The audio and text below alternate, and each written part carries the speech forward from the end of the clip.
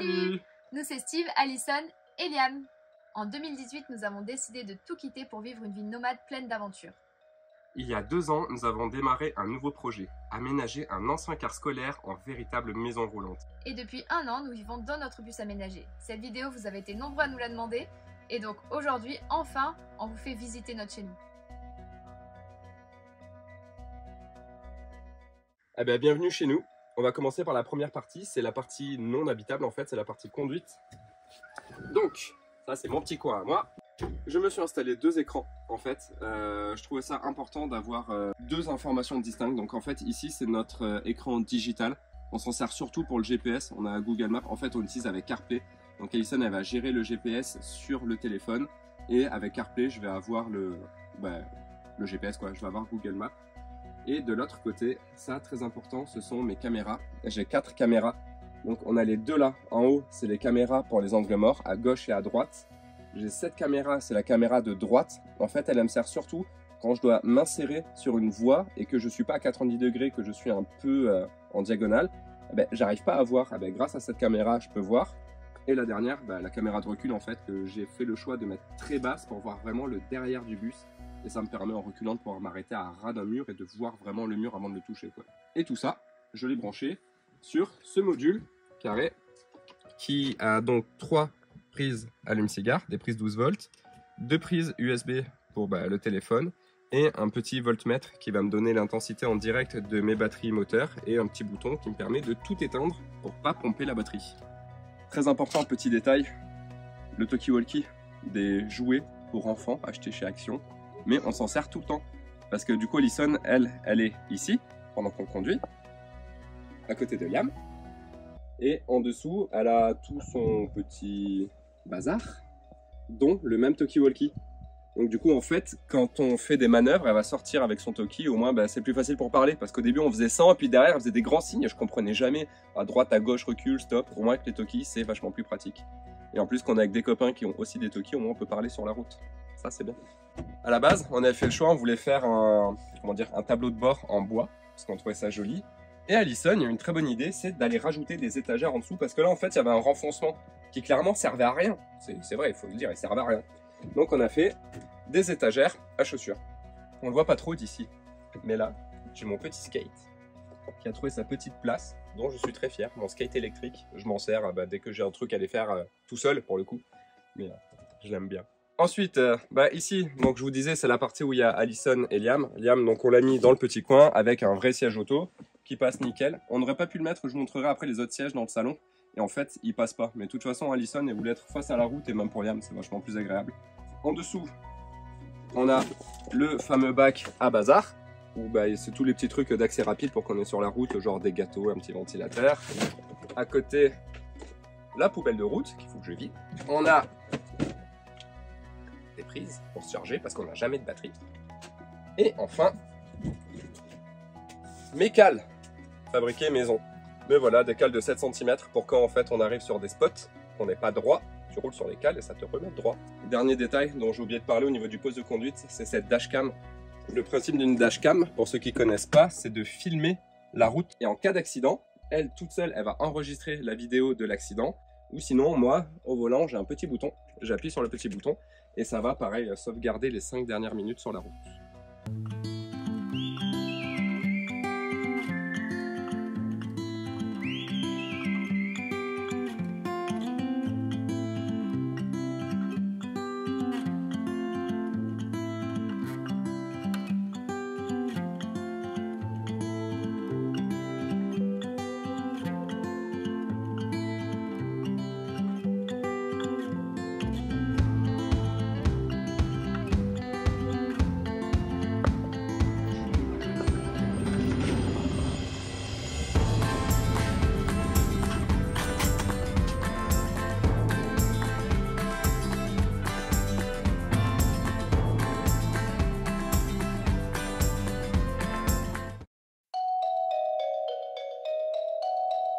Voilà, Steve vous a présenté tout le poste de conduite et tout l'avant du bus.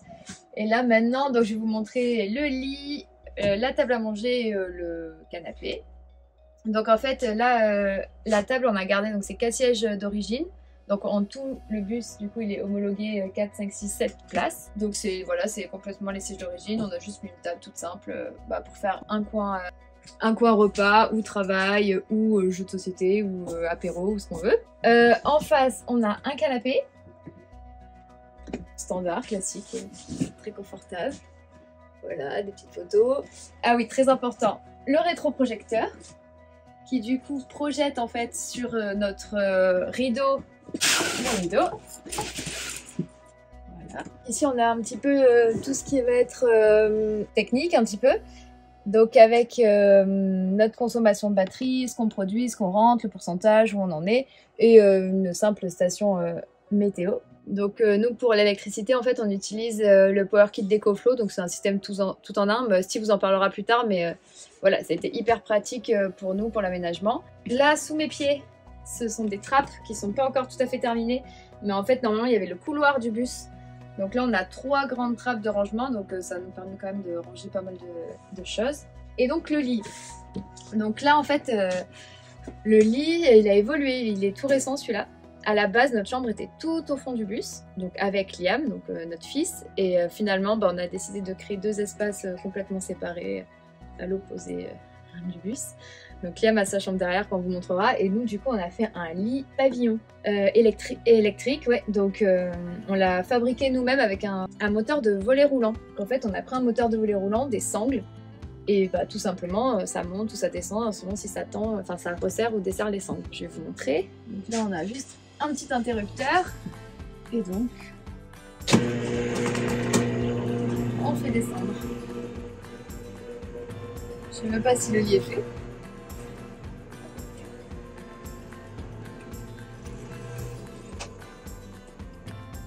Voilà. Donc là, on a le lit et fait avec un système de tringles flexible là à rideau. On a un rideau qui peut vraiment prendre tout le tour du lit, donc pour dormir dans le noir. Voilà. Et...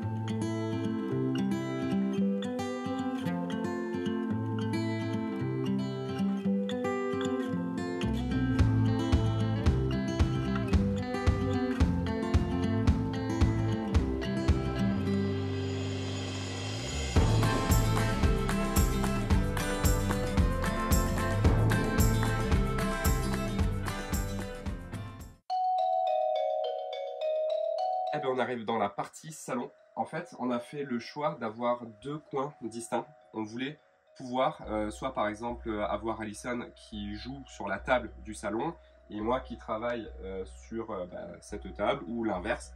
On voulait pouvoir séparer les deux. Parce qu'à la base, on n'avait pas cette partie-là. On avait uniquement ces 2 points avec cette table qui se déplie et peut se déplier d'ailleurs encore plus grand. C'est les tables Ikea, vous devez sûrement les connaître. De l'autre côté, il y a aussi une partie en fait qui se déplie si je veux, je la détache du mur et là ça peut nous faire une table géante. On l'a jamais fait, mais on peut le faire. Si on a beaucoup d'invités, et ce qu'on faisait c'est qu'ici on mettait des chaises en fait, on prenait nos chaises qu'on a dans les soutes pour les mettre là. Et finalement, avec le temps, on a eu une idée. C'est surtout moi qui en avais besoin. Je voulais avoir un vrai bureau à moi, un bureau fixe où je puisse laisser mes affaires en fixe. Finalement, j'ai pas laissé grand chose en fixe à part notre box et notre petit chat chinois. Mais on a fait ce bureau en achetant en fait un grand bureau qu'on a coupé en 2. J'ai pris la deuxième partie du haut pour la mettre en bas, comme ça, ça nous fait 2 étagères. Et en dessous, on a ce banc. Ce banc, c'est un banc de rangement qui me permet de stocker par exemple mes écrans, quelques jeux, un peu tout ça. À l'intérieur, on fait du stockage, genre les bouteilles de lait ou le drogue, des trucs comme ça en accès rapide. Il me permet, quand je l'installe là, de pouvoir travailler. Ici, je mets mon ordinateur, à côté, je mets mes écrans et je peux travailler. Et surtout, il nous permet de faire un deuxième banc pour la table.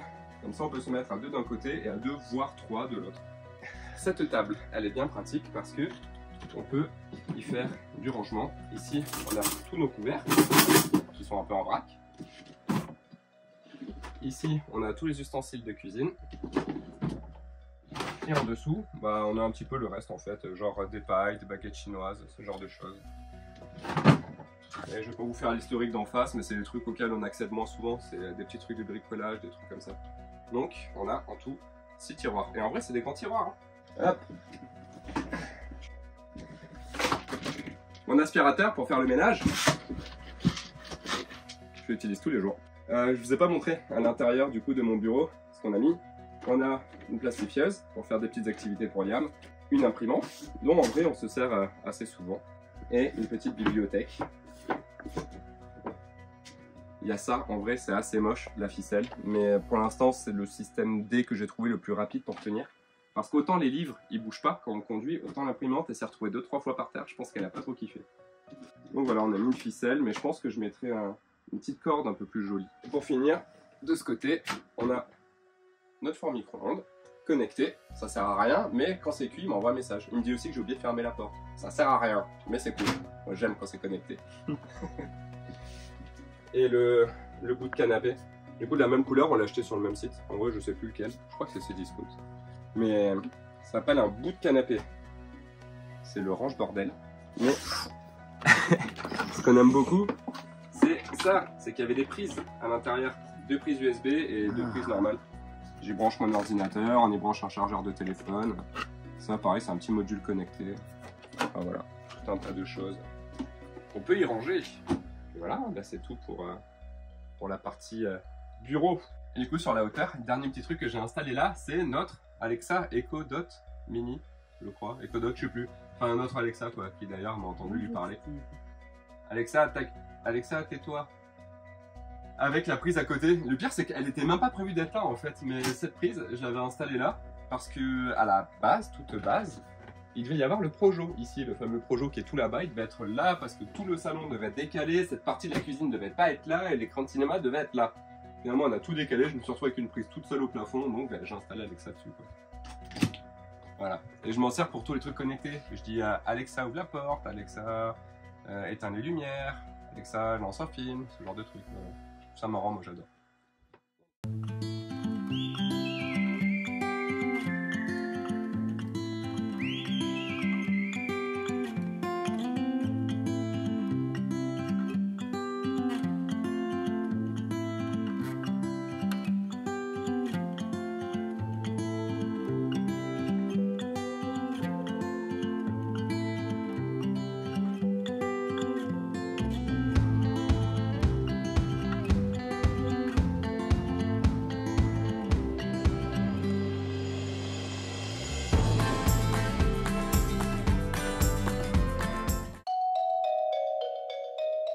Du coup, de l'autre côté, en face, on a la cuisine. Donc, on a une grande cuisine quand même. On a 1, 2, 3, 4. On a 4 x 60, 1 x 80, plus le frigo. Donc, on a un frigo de maison, hein, tout simplement, qui fait frigo et congélateur. On a un monsieur cuisine, toujours pratique.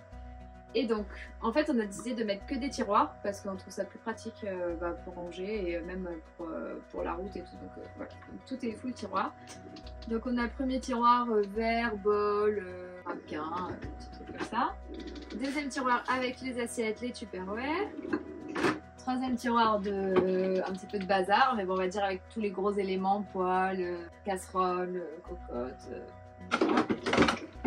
Ensuite, donc on a un évier noir avec 2 robinets, donc ça c'est le robinet classique qui prend l'eau dans les cuves. Et ici, on a rajouté là il n'y a pas longtemps un petit robinet qui nous permet d'avoir l'eau potable en fait grâce à un osmoseur inverse. Je vais vous montrer tout à l'heure, il est au bout de la cuisine. Ça prend l'eau pas potable des cuves et ça la, avec plusieurs filtres en fait, ça la rend potable. Là on a quelques petits rangements, là normalement on met le sopalin, une plante quand elle tienne, mais avec l'été c'était difficile. Les produits pour la vaisselle, etc., les ustensiles. Donc ensuite on a 2 tiroirs, celui-là il est fermé. Donc on a ce système de fermeture qui est normalement fait pour les enfants. Mais en fait ça marche très bien, ça nous permet d'éviter que les tiroirs s'ouvrent quand on roule. Donc là c'est les produits ménagers, sac poubelle, voilà. Et en dessous les poubelles, 2 poubelles. Le tri. Ici on a des plaques de cuisson à induction, donc 2 plaques, tout simple, des plaques de maison. Un four qui est normalement, c'est un petit four portable en fait qu'on peut poser sur la cuisine, et en fait là on a décidé de faire comme si c'était un four encastré, on l'avait déjà donc on l'a récupéré. Et dessous, du coup, on a pu séparer en deux et mettre un demi-lave-vaisselle. Très pratique. Ici, on a la machine à café, la bouilloire, le grille-pain et la machine à pain.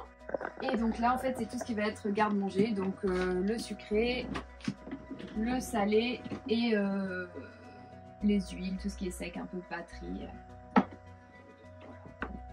Et donc, ici, la machine à laver. Donc c'est une machine à laver de 7 kg. Et bah voilà, franchement c'est super pratique. On n'a plus du tout besoin d'aller à la laverie ou n'importe où, enfin c'est cool. Et du coup en fait c'était une machine gain de place, donc elle va pas jusqu'au bout. Elle est faible en profondeur, elle fait 40 je crois. Du coup on a pu faire une trappe derrière qui permet en fait ici de ranger aspirateur, balai, balayette, pelle, tout ce qu'on se sert un petit peu pour faire le ménage, et au moins ça a sa place. Juste ici entre la cuisine et les sièges, donc en fait ici on a le porte-filtre donc avec 3 filtres et le système d'osmose inverse qui permet de rendre l'eau potable, et la cuve ici de 5 litres je crois qui en fait va garder l'eau pour que quand on ouvre le robinet en fait il y ait déjà cette eau qui est gardée là, on n'a pas besoin que l'eau passe par les fils, ça serait très lent. Et donc ici on a notre caméra de sécurité Reolink là qui nous permet, en fait c'est une caméra 360, donc on l'a positionnée là, au moins elle voit vraiment les deux portes et quasiment tout le bus. Donc avant de partir à chaque fois on la lance et ça fait une alarme, on est prévenu, on a des notifications ou quoi s'il se passe quoi que ce soit dans le bus, donc c'est plutôt pratique.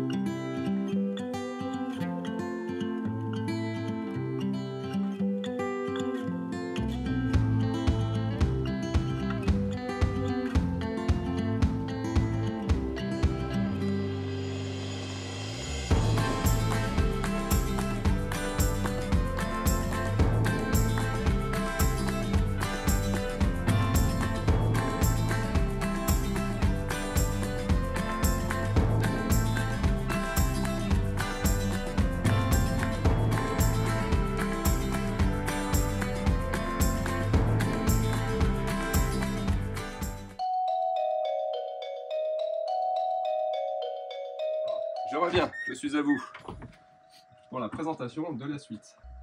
J'espère que je renifle pas trop dans la vidéo, je suis enrhumé. Notre seconde entrée. En vrai, on a fait chaud aussi de garder les deux entrées, ça je sais pas si Elson en a parlé. Parce que on hésitait, on savait pas laquelle condamner. Du coup voilà, on a fait le choix de garder nos deux entrées. Alors ici, c'est nos porte-manteaux.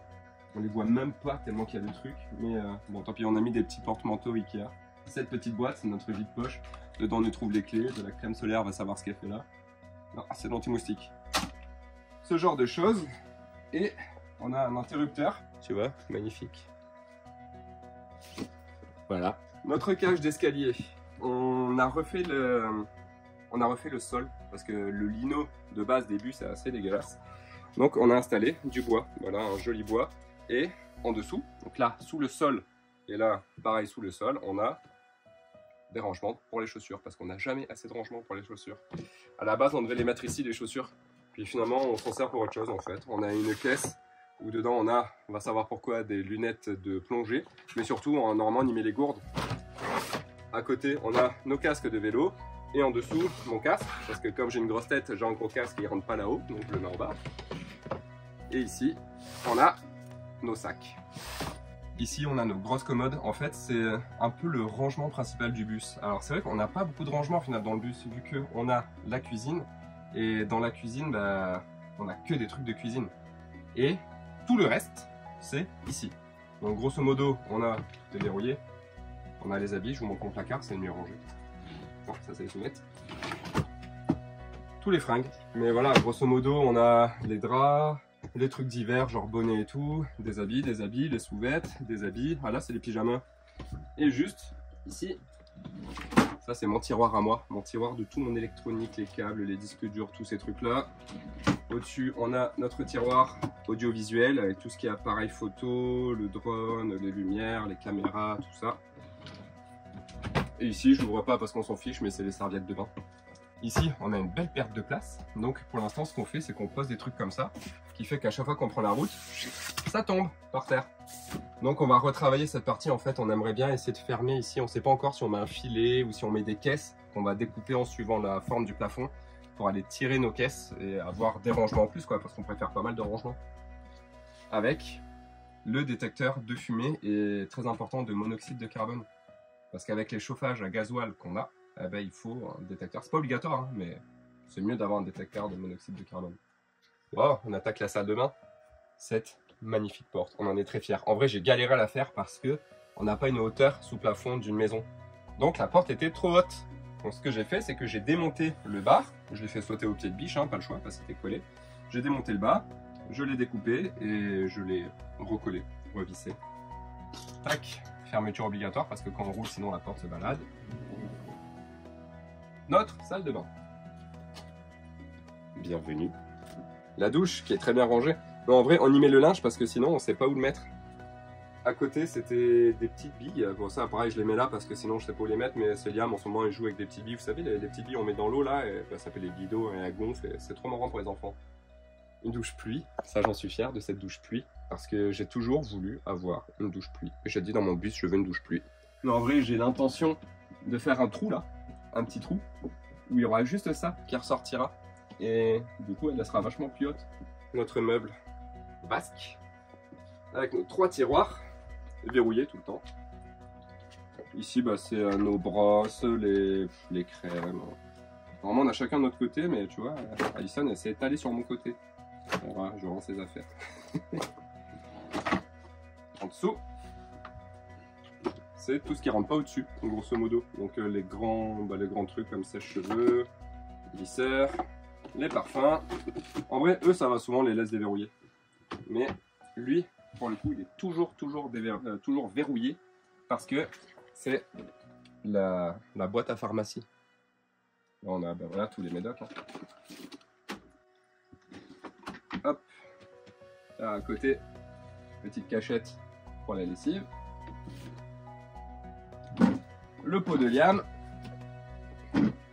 et en face hop, on a nos toilettes sèches à séparation que je peux ouvrir parce que là c'est des toilettes hein. En fait on a une partie arrière, une partie avant. Quand on s'assoit, il y a le pipi qui va devant et il y a le caca qui va derrière. Et c'est vachement pratique parce que ça évite de faire des odeurs. Et derrière on a la ventilation. Ça c'est la ventilation et ça va direct dehors avec un petit interrupteur qui est ici.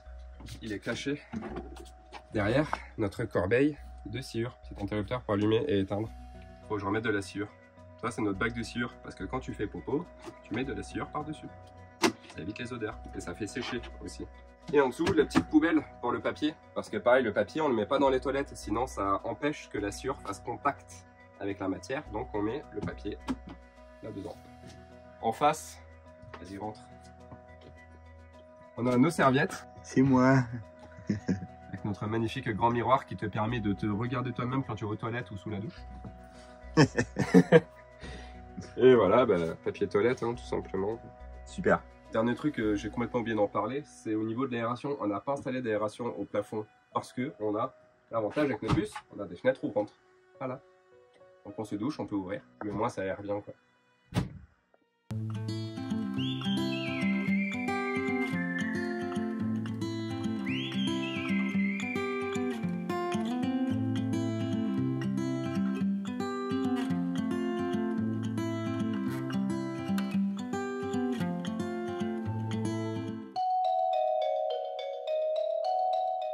Là, on arrive tout au fond du bus, donc dans la chambre de Liam. On a refait du coup il n'y a pas longtemps. Bah, déjà, il y a son lit. Donc, c'est un lit avec un petit matelas, je sais plus combien c'est, je crois que c'est 80 par 140. Ouais, 80 par 140, je crois que c'est ça. Donc voilà, il a son lit, on a mis un filet pour pas qu'il tombe. Tout simplement pour monter, bah il adore, hein, il escalade, il monte sur son bureau, il monte par là, il monte sur la lit invité, il arrive au lit, donc c'est pas un problème. Ici donc le lit invité, ou de papa ou maman quand Liam a besoin de nous quoi. Mais donc voilà, c'est un vrai lit standard, taille standard. Là, on a 2 petites bibliothèques. Et tout au fond, en fait, là, on a encore un grand rangement en fait, qui va du niveau du lit. Tout en dessous, là, il a plein de livres. Enfin, c'est un petit peu la réserve quand on veut tourner, faire tourner ses livres ou ses jouets. Sous son lit, donc là, il y a plein de petits bacs Ikea. Là, donc au moins, ça permet vraiment de bien ranger. Et ici, donc, un bureau, entre guillemets, où il peut faire du dessin, jouer, on met son train. Enfin, on essaie de lui préparer des activités ici de temps en temps. Là, encore un meuble de rangement Ikea.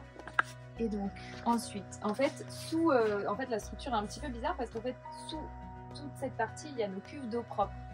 Donc on a 800 litres d'eau, on a 8 cuves de 100 litres. Donc elles sont vraiment voilà, camouflées dessous. Ça c'est une peinture à la craie, donc là il peut dessiner à la craie. Et là on a 2 tiroirs aussi, comme ça c'est son tiroir pour l'école. Les 2 tiroirs pour l'école. Ici, on a la clim EcoFlow. Elle fait chauffage aussi, elle est réversible, donc c'est pratique. Derrière, le chauffe-eau. Là, c'est un coin un peu technique. On devrait fermer, mais voilà, c'est en projet. Donc le chauffe-eau qui est électrique, donc qui nous permet de chauffer l'eau, mais qui est aussi, en fait, il y a un serpentin à l'intérieur qui nous permet de réchauffer l'eau avec le liquide de refroidissement. Donc en fait, on l'a branché et quand on roule, et ben ça va chauffer l'eau. Donc ça franchement ça nous sauve là, parce que quand il n'y a pas trop de soleil mais qu'on roule, on peut quand même avoir de l'eau chaude, donc c'est hyper pratique. Et puis voilà, il y a toute la partie technique, les gaines, les nourrices, voilà quoi. Donc voilà, et puis ce qui était super important aussi pour nous, c'était d'avoir vraiment un grand espace de vie. Donc en fait on a tout cet espace avec là la table qui est rabattable et tout, donc Liam peut jouer, le matin je fais mon sport, enfin je veux dire on a vraiment de la place pour vivre quoi. Surtout avec un petit en bas âge, c'est important. Enfin, dès qu'il veut jouer, c'est tout un bazar. Du coup, là, il a de l'espace pour jouer.